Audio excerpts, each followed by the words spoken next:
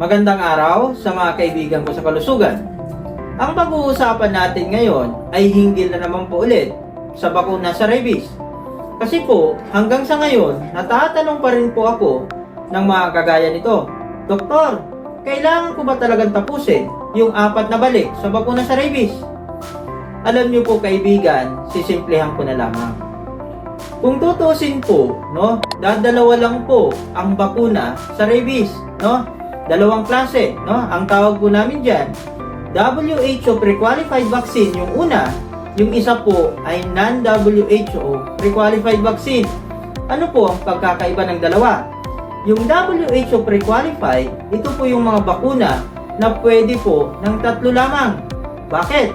Sila po ay napatunayan na po or tinatanggap ng WHO na mabisa kahit 3 lamang, Yung kabilang grupo, yung non-WHO pre-qualified, ito po yung mga pangkaraniwang bakuna na nakikita sa ating komunidad, Ito po yung mga bakuna na meron sa mga animal bite clinic, sa mga government animal bite center po natin, 4 po ang rekomendado po doon, kaibigan, So wag na po natin ikumpara ang ating sarili doon sa mga kaibigan natin, Malay mo, yung itinurok sa kanila ay yung WHO pre-qualified.